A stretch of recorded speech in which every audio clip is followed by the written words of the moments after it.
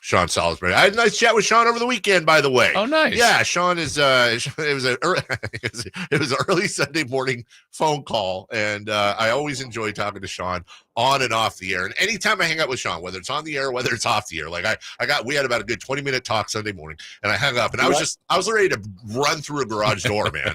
What's up, brother? You and I both, brother. 1 foot on the ground, ready to go. But there's nothing better than on my Sunday morning waking up to a call from you while I'm in the sheets. Thanks. I love it. That's it. I mean, great conversation, and that'll be a fun thing to discuss down the road here, brother. I love it. It will. And as I always say, better to get a phone call from me on a Sunday morning than how it used to be when I just roll over and say good morning. Yeah. Are you just happy to see me?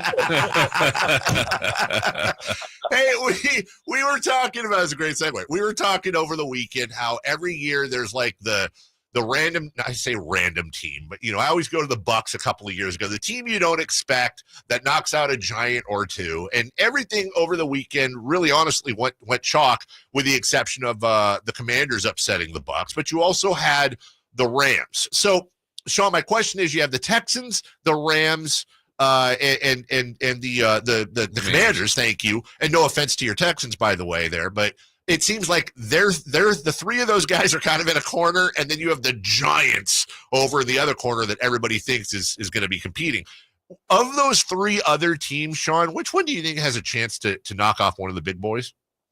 Well, I mean, because the thing about it, you got Stafford, experienced and really good, right? And boy, was their defense something else last night. They're going to need that effort and then some, probably even more in the passing game. For the Commanders, you're going to need a rookie to play like a veteran, and he has most of the year, but they're overmatched. Even with the situation of, Philadelphia's pass game, you're still going into a hornet's nest with that place and a difficult place. And then the Texans, here's your blessing. 6 degrees with wind chill, cold, outdoors, Kansas City, a team that just knows how to win. And by the way, they bored themselves to 15-2 this year. So, yeah. You know what? For me, I know this is going to sound probably the Rams. Well, we got we got Rams going to Philly and then Washington going to Detroit. Now, when you go to Detroit, the advantage of accurate quarterback, meaning Jaden Daniels, and he's got great feet. And with the defense being kind of beat up, not kind of very beat up, they could run themselves into some plays. But I just think Detroit's energy on offense is going to be too much. Give them a chance, but not a big one. Kansas City's, 8-point favorites. If the Texans give me the second half, their defense has been fantastic. If their offense plays back-to-back games like they did in the second half, and that's because they haven't done it all year, now we're talking something different. They'll hang around because it's at the right time. Mahomes and Andy Reid factor. So I give them a chance, and they played well, and I think people here are buzzing now, but still Kansas City. I give the Rams the best chance. Why? I don't trust right now the way the Philadelphia is throwing the football, and I don't trust the explosiveness. Now, get Barkley the ball and do your thing. They have so much ability. Hurts just is going to have to use his arm and make some extended plays with it. But the Rams' experience, Stafford's a veteran, and that defensive front showed that they can give Philadelphia a little taste of their own medicine. They're just going to have to control Barkley and make it a one-dimensional game. Probably the Rams, even though it's going to be brutal, long trip, cold, and maybe the Texans second, maybe. I think all three of the favorites in the game win, but I think the Rams with their veteran and Stafford, and they've got some possession receivers that can shorten the game. Give me those guys if there was one of the three. Sean, the big matchup has the Ravens and the Bills. I know you've been high on what the Ravens can be and their potential. But as a former quarterback, I'd love your perspective on this. I don't think it's fair, but it's the reality. Like, I know the loser of this game will get the label of, Josh Allen or Lamar Jackson can't win the biggest games. Fair, foul? Like, what are your thoughts on just the quarterbacks being evaluated basically on winning the whole thing all the time? Yeah, and it's unreasonable. Quarterback, this whole thing that if they win, boy, that was the quarterback. That's all the quarterback's fault. Hell, Josh Allen could go throw for 400 or Lamar this week, and they could get beat. And then all of a sudden we're going to come out of it saying, yep. So funny you brought that up because we were talking about it on my show this morning saying one of them's losing, so the narrative's going to continue. Can't win in January. And Lamar could go for 120 on the ground and throw for 270, and a couple turnovers, or Buffalo and Josh Allen playing like Superman. They win, and now all of a sudden, yep, there's that MVP guy again. Can't quite win in January, which is pathetic. We damn well know. This team wouldn't sniff where they are, neither one of them, if the guy under center wasn't there for both teams. So it's an absurd statistic. It's absurd narrative.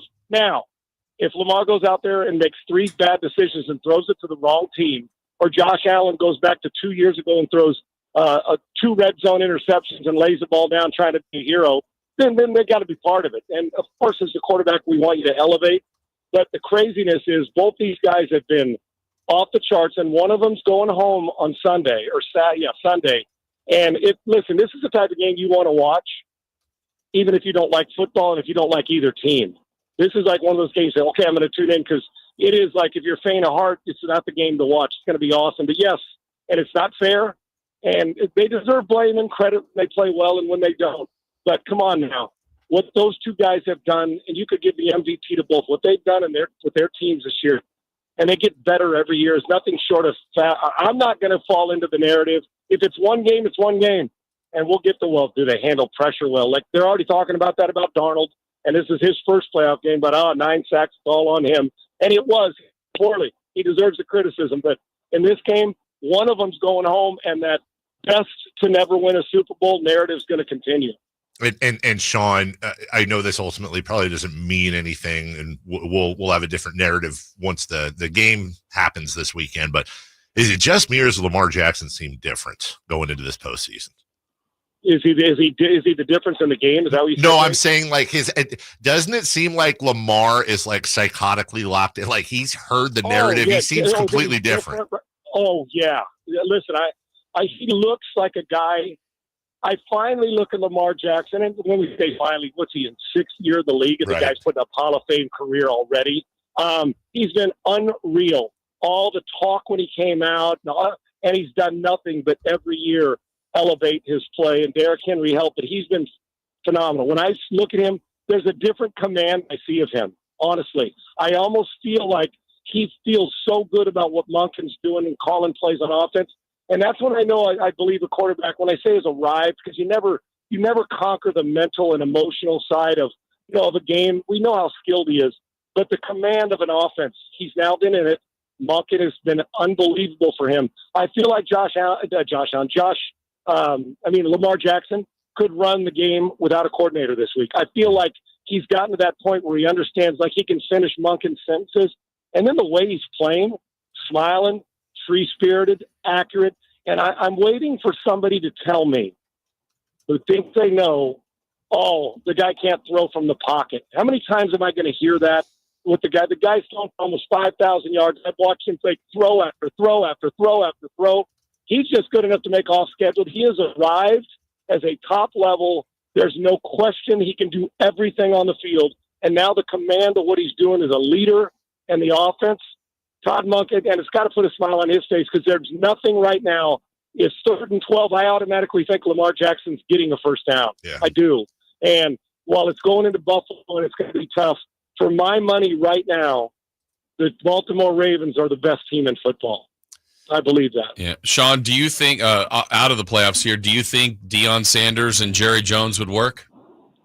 I think, it'll work, but there'll be, it's if it ever comes apart because of the egos, that'll be a problem. And, I love Deion, and I think Jerry Jones is the best marketer in the world. The problem is he's the worst GM. Yeah. But Jerry doesn't think that, and that's why they can't get back. Listen, the reason why I have a hard time believing they'll pull the trigger, now maybe Michael Irvin's in his ear, and Deion, I know he got the call. Will Deion, one, want to not be the biggest name in the building because he's the face of everywhere he goes? Secondly, on the other side, will Jerry Jones allow anybody to be a big – who the perfect hire for him is? Is Kellen Moore. He gets his guy who's a coordinator, who was in Dallas, who let me run the show. It's like the perfect hire for him, because then he knows Kellen Moore won't want power. Deion's going to want the building. He's going to command it, even without asking for it.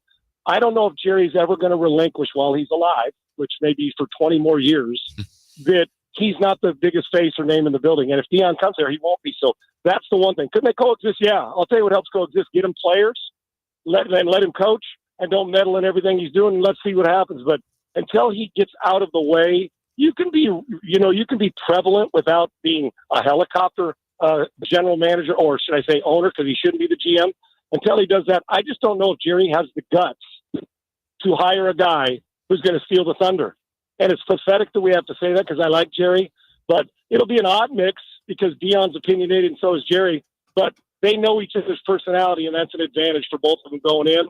But if you're Deion, I would not take the job unless he allows you to hire your whole staff and do the things you want to do, regardless of all the pub that you'll get being the head coach of the Dallas Cowboys. Did you see that monologue he had with Billy Bob Thornton in that Lawman show, Jerry Jones? That's one. That is my favorite. Yeah, that's my favorite show on TV right now. Bro, I had no idea. He was Jerry Jones was like legitimately good. Oh, he was all, well, he just played himself. Right. That's true. It's easy to do it when you're out. Who do I have to act? No, Jerry, just be you. Oh, okay.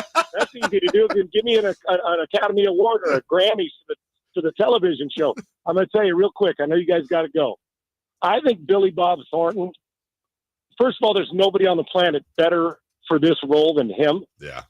Billy Bob, it's like it fits him. I think Billy Bob Thornton may be a top 10 actor going. I think he's one of the most underrated we've ever had. Everything he's in, whether it's Making You Laugh and Bad Santa, and I cry laughing, right. Whether it's when he was Sling Blade, whether it's this one, I think Billy Bob Thornton's fantastic. He's carrying that, and they casted it perfect, and having Jerry on there. Jerry, make it a reoccurring role and just come back and be yourself. Right. Oh, okay, cool. I can do that. No problem. And somebody who speaks from experience, Jerry playing himself, which I mean still is difficult, like Sean played himself in Benchwarmers. Yeah. Same exact. Yeah, well, hey, listen, when they tell you don't have to act, just do what you do, Sean. And ironically, the first thing I thought of when you called me on Sunday morning. There you go. I love you, brother. Thank you as always. Love you guys too. Have a great one. You Appreciate too, it. All right. Take care. There's a lot of underlying jokes there. We'll take a break. When we come back, 4 Down Territory. You missed it yesterday. It's back with a vengeance today. This time.